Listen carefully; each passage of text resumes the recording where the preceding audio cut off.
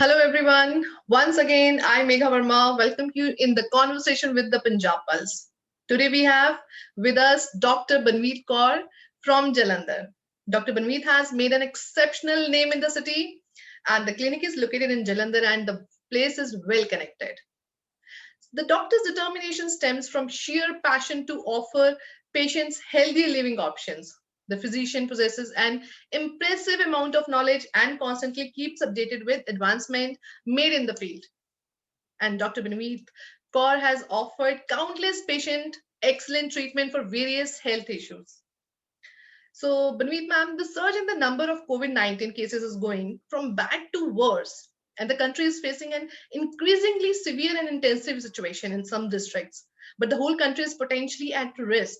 So, ma'am, can you please tell me that how can we protect ourselves from this deadly virus, and what all precautions we should take if any symptoms develop? Because Punjab, in the wake of the coronavirus disease outbreak, and it has put economy into an uncertain and desperate situation, and it's now more than a year since corona inflicted the world.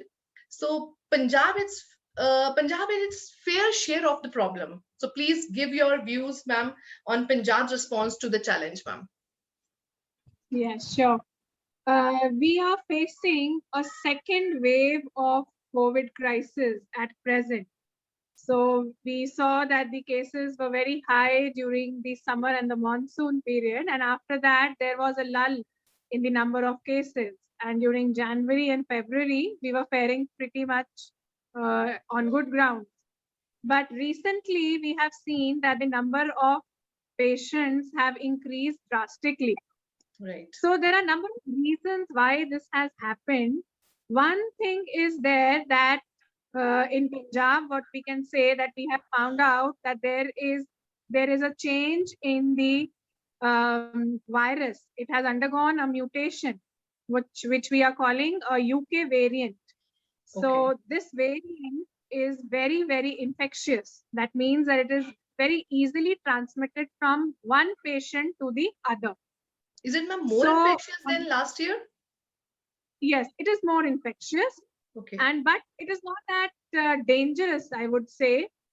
That has not yet been established, though it is definitely more infectious. Like one person can infect many people.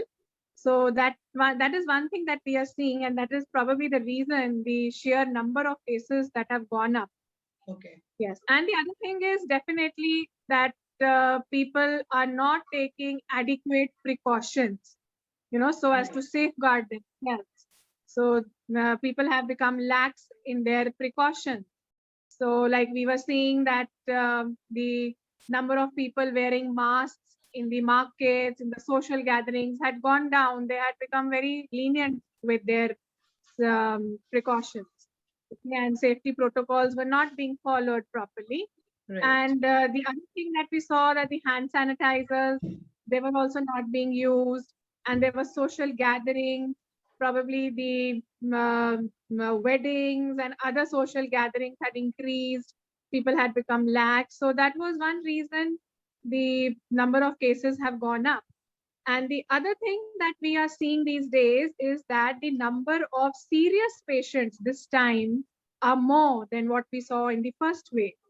And the main reason is that people are ignoring their symptoms. They are not reporting to the health facilities on time.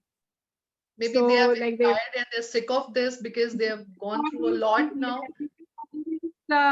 What you say, corona fatigue. This is a term that we are using. Yes. Like people have also got, they are fed up with following up the precautions and, staying inside, not meeting their friends, family. Definitely that is taking a toll on them. But that is what we have seen, that the virus has not gone anywhere. It is still Yes. among us. And we have to really take precautions and save ourselves. So I would advise that if anybody is having fever, even a single spike of fever, a lot of people are coming and say that, okay, I just had fever 99 or 100 degrees once, and they turn out to be COVID positive patient. And they can have right from sore throat to total loss of smell and taste, Right. lot of fatigue, body aches. That is what we are seeing. And then definitely the ones who ignore their symptoms or they have more diseases like diabetes is one that we are seeing, or a kidney disease, then the disease flares up and then they start feeling breathless and they have difficulty in breathing. And this is the time when we have to be very, very cautious, and we need to admit the patients and they need a proper treatment to the disease. And the other thing is that what all the other symptoms are also there, like you can have loose motions, you can have loss of appetite. Even these have been seen to be pretty common in patients of COVID. Okay. So you should not ignore your symptoms. If you are feeling anything that is not right, you should definitely visit your health facility. The government has given you a lot of helpline numbers that you can get in contact with your local health authorities and even your local physician. All of us are working round the clock to help COVID patients, and you should get in touch with them and not delay your symptoms, delay Yes, ma'am. the one. Yes. As you said, they are actually suffering from COVID fatigue also, right? So Yeah, absolutely. actually in state and local government as well as individual people also differ in their response to the second wave of this pandemic. Some follow these guidelines, COVID-19 precautions such as physical distancing, hand washing, mask wearing. Some are following and some are actually not prescriptive in requiring these measures or in restricting certain high risk activities. So what information of current situation would you like to share? Ki, they should What is the yes. Yes, definitely. They should observe, they should continue because the virus hasn't gone. Okay. Though, yes, it has been full 1 year. March is the anniversary of our Right. lockdown. And it has been a year, but the virus is still there, and we still need to maintain social distance. If you're going out somewhere, definitely we all are going to the markets. You should not try to overcrowd in the Right. market. Don't go to overcrowded areas and wear mask. The mask should cover the nose and the mouth. The thing that we are seeing that usually the mask is dangling on the Right. neck or the, then it doesn't serve the purpose. So the mask has to be worn properly. You should carry a sanitizer with you. You should wash your hands at least for 20 seconds so as to kill the virus.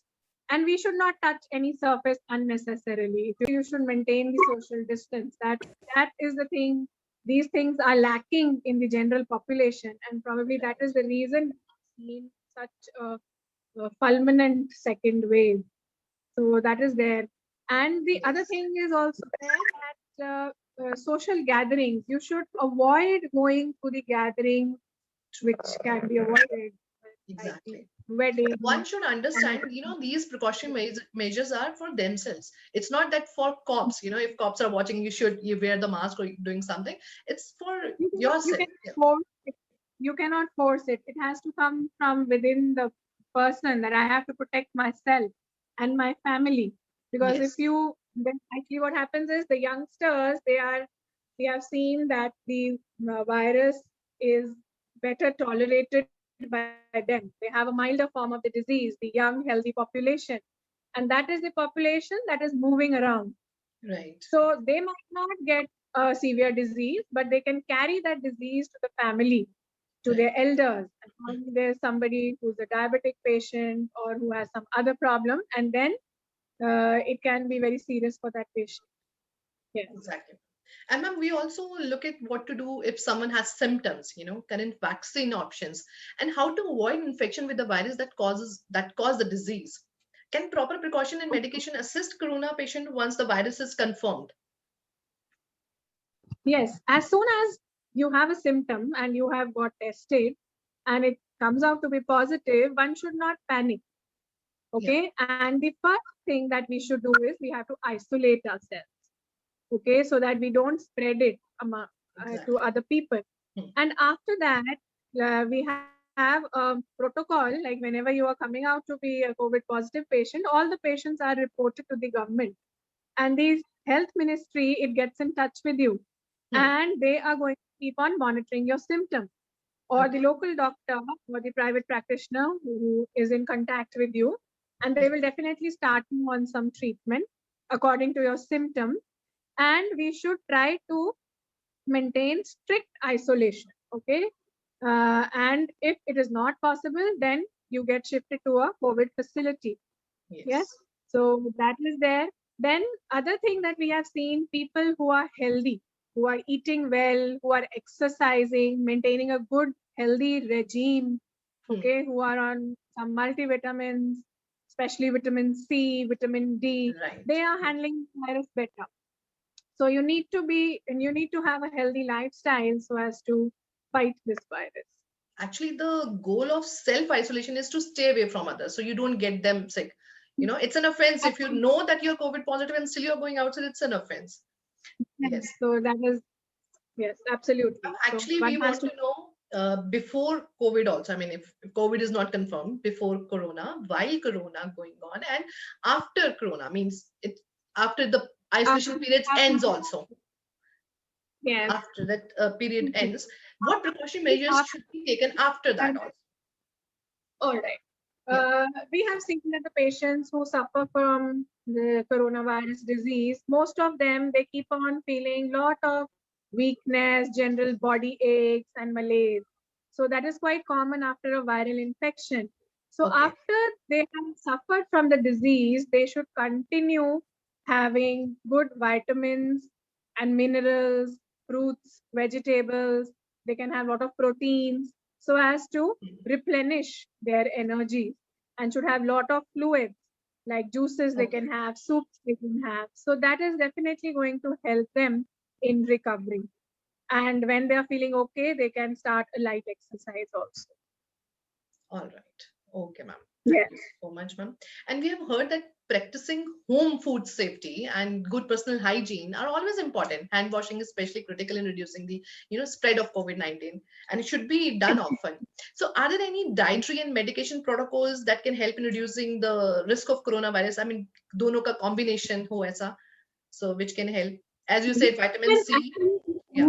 Yes, the home cooked food. Okay, we have seen that India has other diseases also that are foodborne.